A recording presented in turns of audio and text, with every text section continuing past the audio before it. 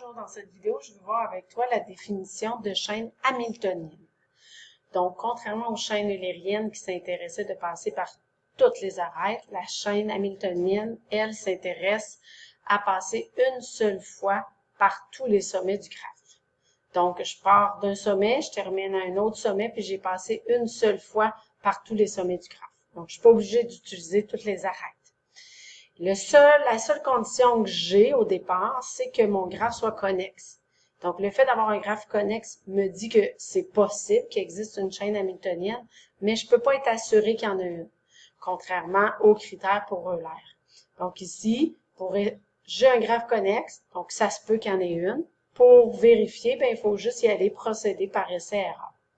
Donc, dans notre situation ici, peut-on trouver une chaîne hamiltonienne? Le graphe est connexe, oui, mais ça ne veut pas dire nécessairement qu'il va y avoir une chaîne hamiltonienne. Donc, on va essayer. Donc, partons de ce sommet-là, ce serait plus stratégique. Et là, je peux me déplacer dans le graphe. Et là, l'idée, c'est de passer par chacun de tes sommets.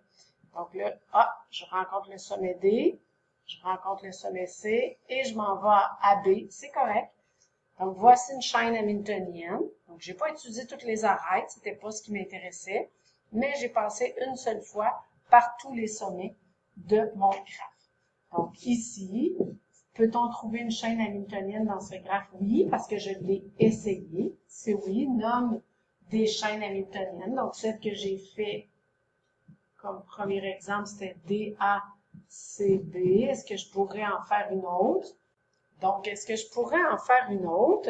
Oui, je pourrais partir de C, par exemple, décider de m'en aller à B, aller à A, puis finir à D.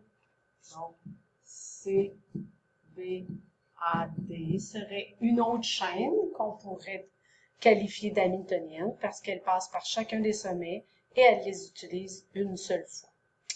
Donc, allons-y avec d'autres exemples. Donc, par exemple, ici, dans chacun de ces graphes, nomme une chaîne hamiltonienne. Donc là, est-ce qu'il en existe? C'est possible parce que ce sont trois graphes qui sont connexes. Maintenant, il faut y aller par essai-erreur. Moi, quand j'observe mon premier graphe, j'aurais tendance à vouloir commencer par le B. Ensuite, je pourrais me déplacer à A. Si je vais à D, et là, je vois que je peux me rendre à E et terminer à C. Donc, je réponds aux critères de la chaîne hamiltonienne. Donc, en voici une, il en existe probablement d'autres.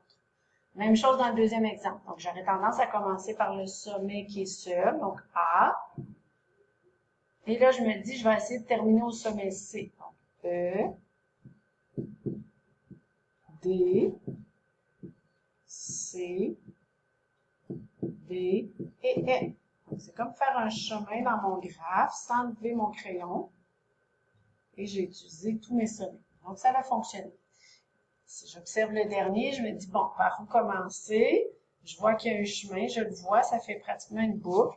Donc, je fais le choix de commencer à C. Je vais aller à D. Peut-être que toi, tu as vu autre chose, ce serait aussi bon. Je m'en vais à E. Ensuite, A, F et G. Donc, je vérifie, oui, j'ai passé une seule fois par chacun des sommets. Donc, il faut juste essayer.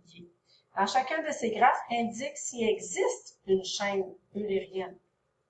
Donc là, eulérienne, donc on a un critère qui nous assure qu'il en existe au moins une. Pour ce faire, on se souvient, on a vu ça dans des capsules précédentes, on se doit tout simplement de regarder d'abord le degré de chacun des sommets. Donc le sommet A, degré 3, degré 4, degré 2, degré 2, degré 2, degré 3, degré 2, 1, 2, 3, 4, degré 4 et degré 2. Est-ce que j'ai exactement deux sommets de degrés impairs? Oui, le A et le 3. Donc oui, je suis sûre qu'il en existe au moins un.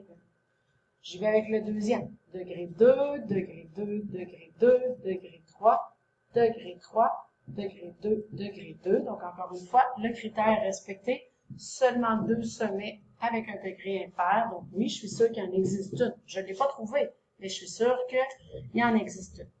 Et le dernier, degré 3, degré 4, degré 2, degré 4 et degré 3. Donc, encore une fois, oui, je suis sûre qu'il en existe une. Donc, la différence entre les chaînes hamiltoniennes et eulériennes, c'est que dans les chaînes eulériennes, on a un critère qui nous assure qu'il en existe au moins une. Pour les chaînes hamiltoniennes, ben, il faut l'essayer. Le seul critère de base, il faut que le graphe soit connexe, c'est logique. Mais après ça, il faut faire par essai-erreur pour s'assurer que notre graphe contient des chaînes hamiltoniennes.